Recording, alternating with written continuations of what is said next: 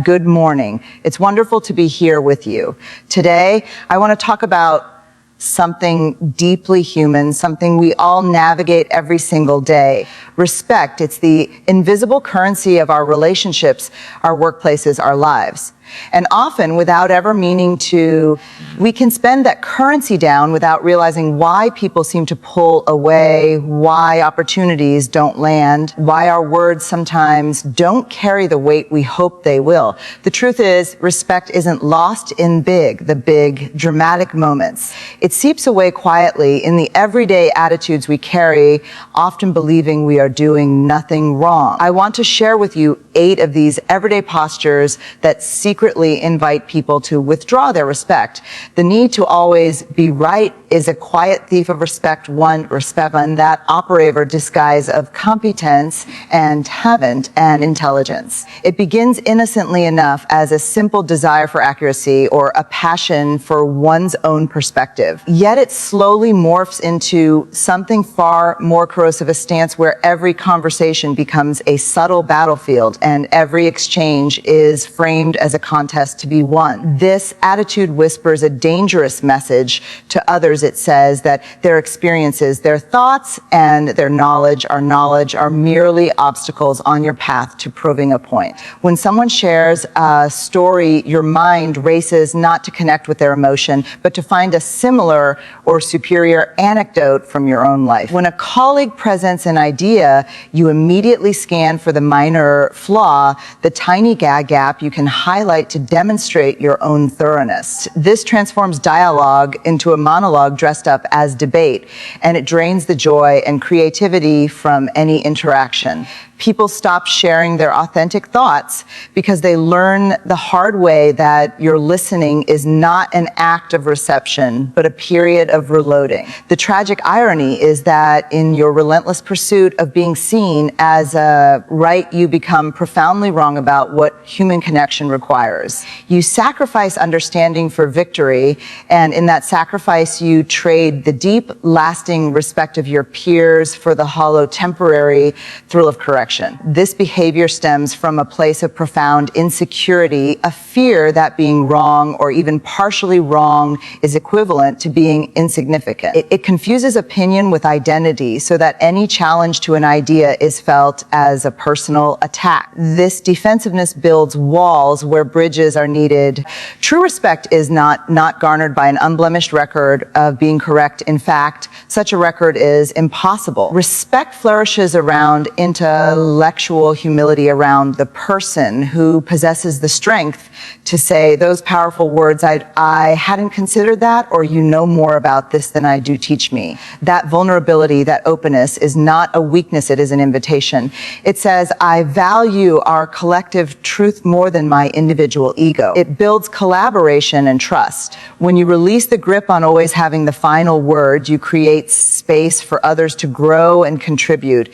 And in that space, they begin to see you be not as a critic to be wary of, but as a leader to be followed. They see someone confident enough in their own foundation that they do not fear another's perspective adding to it. Letting go of the need to always be right is ultimately an act of generosity. It is giving the gift of being heard to someone else. It is acknowledging that the world is complex and nuanced, and that wisdom is often a mosaic built from many fragments of truth, not a single stone held by one person. When you make this shift, you will notice a change in the energy around you.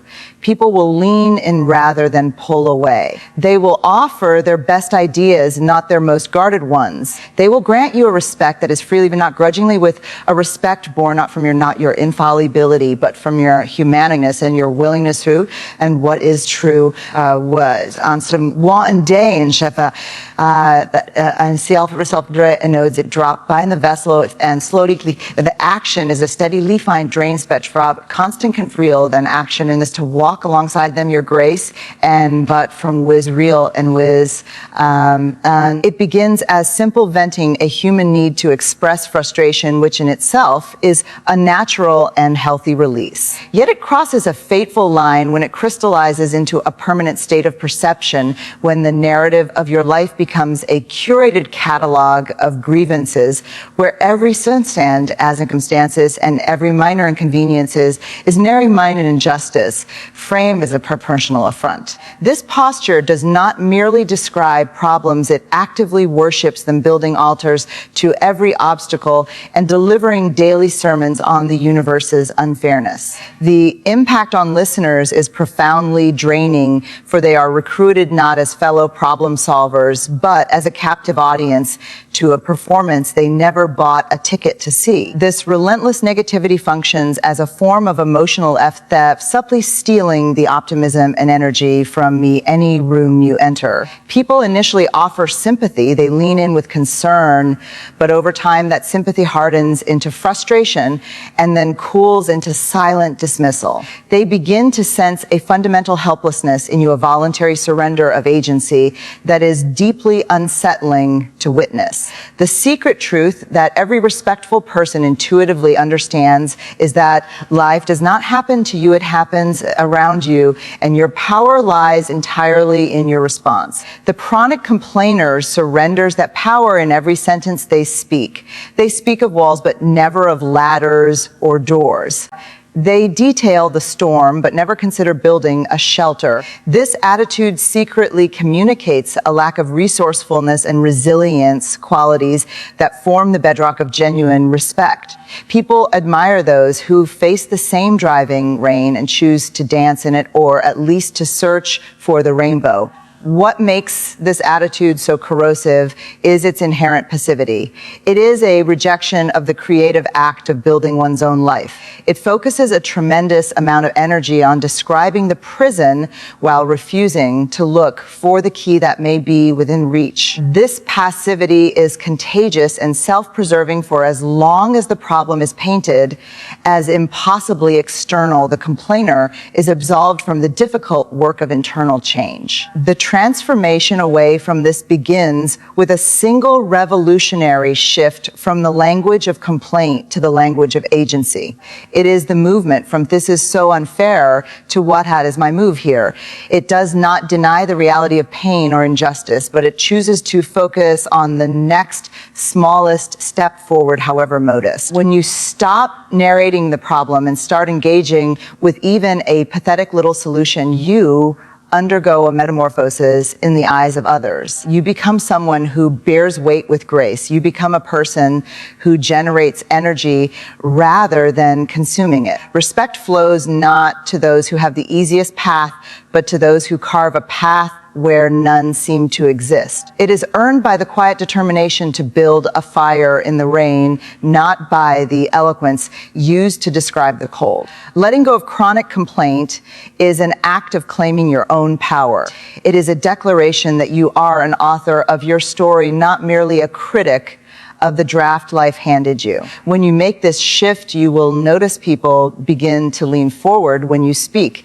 They will offer not just an ear, but a hand. They will grant you a respect reserved for those who engage with the world as it is not as they wish to be, a respect for the courage to change the things you can. This is how you move from being a spectator of your own distress to becoming an architect of your own dignity. The habit of inconsistent integrity is a subtle fracture in your character, one that may seem insignificant at first, but widens under pressure until the entire foundation of trust collapses. It manifests not in grand betrayals or spectacular lies, but in the quiet gap between what you say and what you do, in the small promises made casually and broken casually. This is the yes, uttered to be polite with no real intention of follow through the secret shared in confidence that you gently reshape and pass along the standard you loudly proclaim for others that you quietly excuse for yourself. Each instance is a tiny lesson. You teach the word a lesson that your word is negotiable, that your principles are situational, and that your loyalty can be swayed by convenience. People are brilliant observers of this dissonance. They may not confront you on each minor breach, but they register them all, compiling a silent ledger of your reliability. This erosion is so dangerous precisely because it is slow and deniable. You can point to your grand gestures, your public achievements, your stated good intentions, yet respect is ultimately lost in the shadows of those small inconsistencies. When you gossip about a friend after smiling to their face, you teach your listener that your warmth is performative.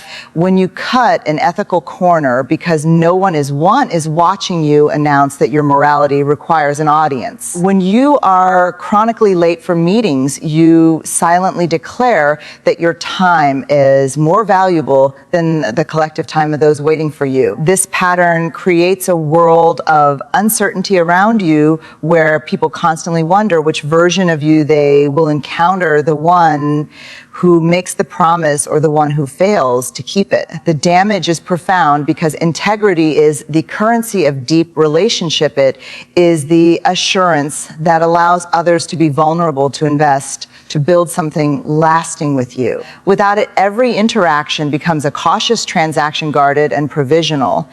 The path to restoring this vital respect begins the ruthless alignment of your menaced actions with your proclaimed values. It demands that you treat every small commitment with the solemnity of a sworn oath. It means becoming a person whose high yes means yes and whose no means no without the need for elaborate excuses or justifications. This requires a disciplined honesty with yourself first, an acknowledgement of where your actions have drifted from your ideals. That involves under-promising and over-delivering. It means speaking about others as if they are present and making choices in the dark, as if you are in the light. When you embark on this journey of alignment, you will find a powerful transformation occurs. The energy once spent on maintaining facades and managing inconsistencies is freed. You become a person of substance where there is no longer a shadow between your public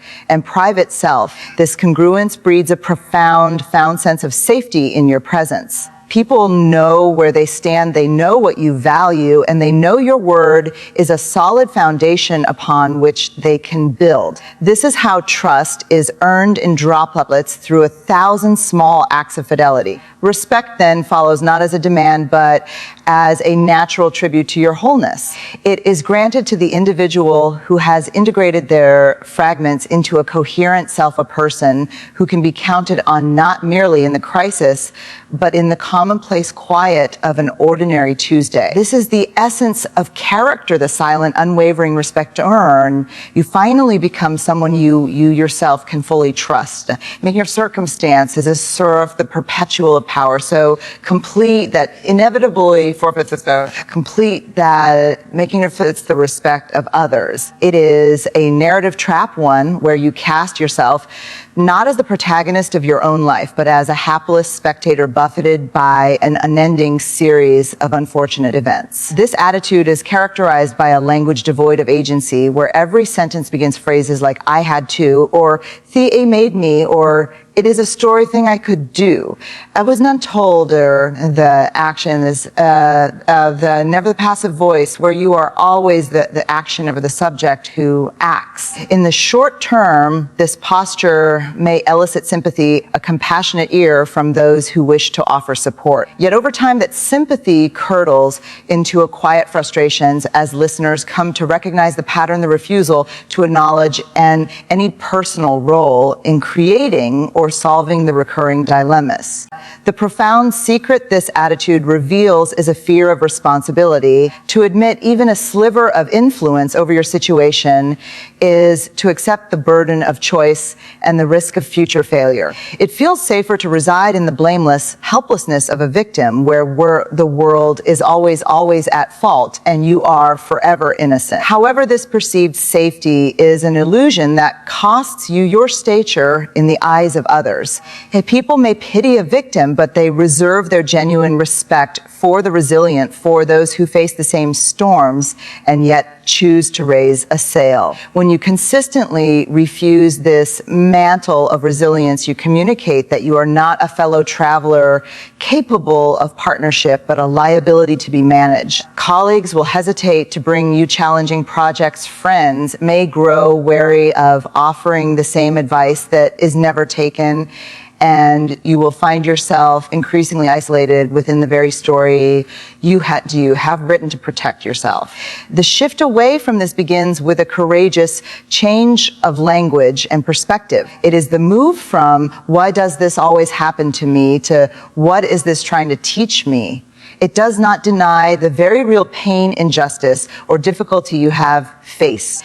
Instead, it focuses on the one thing you can ever truly control: your response. This is the foundational principle of resilience. It is not about avoiding the fall, but about learning how to get up. It is about reclaiming your narrative by searching for the points within your past struggles where you did exert choice, however small. Perhaps you chose your attitude, perhaps you chose to leave, or to stay to speak, or to be silent. Acknowledging these choices, however embryonic, restores your sense of personal power. When you begin to speak from this place, people sense the change immediately. They hear a new strength in your voice, not the strength of someone who has never been hurt, but the far more compelling strength of someone who has been hurt and has decided to heal. They see someone who engages with life as an active participant. This commands a deep and authentic respect. It is the respect we offer to the wounded warrior, not to the permanent patient. It is an acknowledgement that while you did not choose every circumstance on your path, you are now choosing the direction of your next step. By relinquishing the identity of the victim, you claim the far more powerful identity of the survivor, the learner, the grower. You become a testament to human agency, and in doing so, you inspire others to examine their own stories, not with a lens of blame, but with the hopeful eyes of a creator. This is how you turn a history of hardship into a future of respect. The absence of genuine curiosity is a quiet starvation of the soul that withers connection and silently repels the respect of others. It presents itself not as overt rudeness, but as a subtle self-absorption of worldview, where every conversation inevitably orbits back to your own experiences, your own opinions, your own narrative. When someone shares a fragment of the life of your mind, is not engaged in the landscape of their story, but is instead busily scanning your own mental archives for a superior or related anecdote. You listen not to understand, but to prepare your reply. The question you ask, if you ask one at all, is often merely a placeholder, a polite pot, as allowing you to steer the dialogue back to the familiar territory of yourself. This behavior broadcasts a profound message to those around you. It declares that their inner world, their hard, one wisdom, their unique, the joys and sorrows are not truly of interest, except as they reflect upon or affirm your own. People sense this at a visceral level. They feel the deflection, the glossing over the impatience that simmers beneath your polite nodding. Over time, they simply stop offering their authentic selves to you. They will give you facts and pleasantries, but that they will withhold their ideas, their vulnerabilities, their sparks of inspiration. Why would they risk sharing a delicate thought with someone who has shown repeatedly that they are not a careful curator of such gifts, but merely a waiting platform for their own monologue? This lack of curiosity is ultimately a poverty of imagination and inability to be enriched by the reality of another person. It mistakes the surface of a person for their depth. The curious mind understands that every individual is a walking universe of lived experience, and that to explore even a corner of that universe is a privilege. True curiosity is an act of humility. It requires you to temporarily quiet your own internal noise, to step out of the familiar castle of your own ego and to wander with open eyes in someone else's garden. It asks, how did that feel for you? Or what did you learn from that? Not to mine for data you can use, but to simply bear witness to another human journey. This quality is magnetic. When you ask a question that shows you were truly listening, when you follow a thread that the other person laid down when your face reflects a real desire, comprehend their perspective, you offer one of these as value, world full, and your phone, and in our hurryable, commutable, your full and focused attention. In that space, respect blossoms naturally and abundantly. You are no longer seen as a competitor in the social arena, but as a sanctuary. People feel larger, clearer, and more valuable in your presence because you have reflected back to them their own significance. They will remember not what you said, but how you made them feel seen. To cultivate this is to choose others over yourself in the most generous way. It is to find the extraordinary in the ordinary person before you.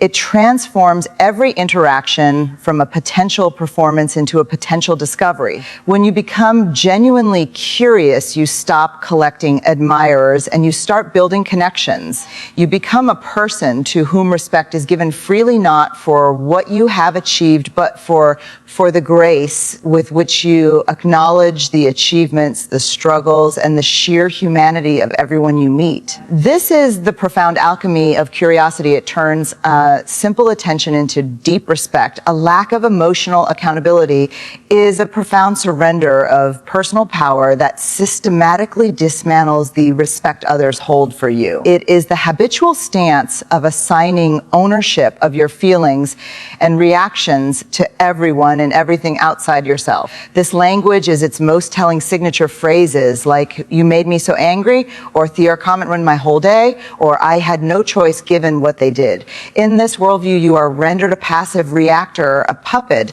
are pulled by the words and actions of others, whose strings of while it may seem in the moment like a justified venting of blame, it secretly communicates a terrifying vulnerability to those around you. It tells them that your inner peace, your professionalism, and your kindness are fragile commodities entirely dependent on external circumstances and their own good behavior. This makes you unpredictable and volatile, a person with whom others must tread carefully lest they trigger an emotional storm for which they will then be held responsible.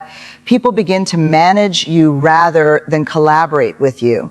The hidden cost of this attitude is the complete abdication of your own agency. By placing the cause of your emotions out there, you also place the solution out there. You are left waiting for the world to change, for others to apologize, or to act differently before you can feel better. This is a prison of your own making. It forfeits the immense power you possess, the power to choose your response in the space between stimulus and reaction. Emotional accountability is the courageous practice of moving that period from the end of their action to the beginning of your analysis. It is the shift from "you made me feel disrespected" to "I felt disrespected when that happened and I need to understand why."